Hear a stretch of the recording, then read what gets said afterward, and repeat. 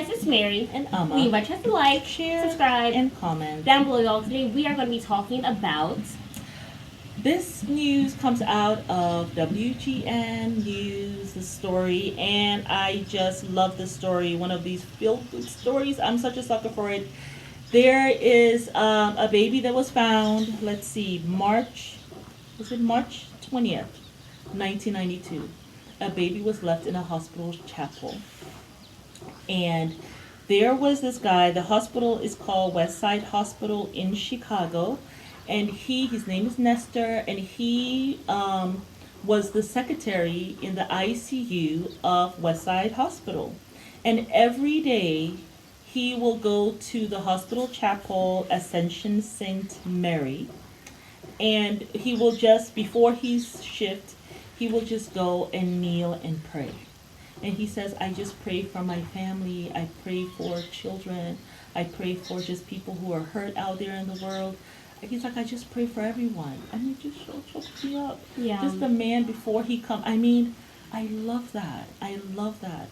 For a man to just, before he shifts, he goes and he prays. He gets on his knees and he just prays to God. You know, it's just beautiful. Before he starts his day, he's like, and I pray for everyone. And so this day, March 20th, 1992, where he's kneeling, there's a baby all wrapped up in this nice warm blanket with this beautiful pink outfit on, all wrapped up. And he sees her, you know, and gets her, and she was adopted. So she was adopted by this couple, I just need to get their name, Ivory and Donald Bistro. Ivory was a teacher, and Donald was a police officer. And they already had two sons that were older, older boys. But Ivory had always wanted a daughter, and her husband was like, well, maybe we do want a daughter. Maybe we should have a daughter. So he said, well, why don't we adopt? Yeah. Because they were older. And so they went ahead and adopted this little baby. And they named her Logan Nicole. Yeah. I thought Logan was a boy's name, but I guess it's you can have unisex. Yeah. But yeah, Logan Nicole. I actually like the name Logan. But anyhow, this as the years went by, she graduated from college, went back to school, decided to be a nurse, became a nurse, and went to this hospital to work. Went back to this hospital. Isn't that something? The place that she was found.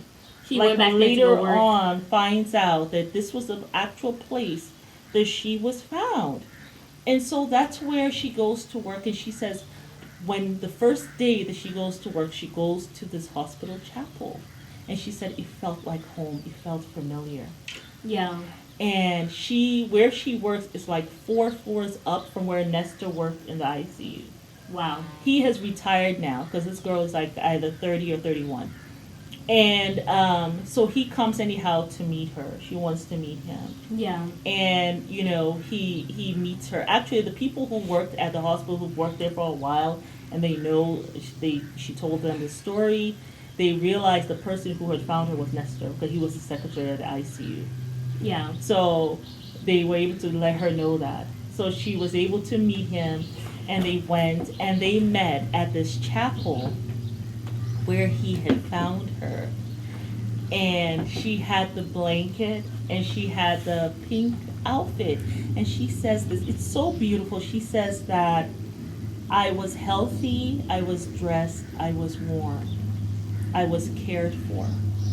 And she's like, if I saw my parents today, my biological parents, I will just, say hi, thank you. And she says she was, tell them, I hope it's what you dreamed of. Yeah. Because she was so grateful. And I just thought that was a beautiful thing. Yeah. There's some people who get so caught up in the fact that I was, why was I giving up, Yeah. But she had another way of thinking about it, Yeah. Like they had me wrapped up in a warm blanket. They had me in this beautiful pink outfit, so obviously they cared about me, you know.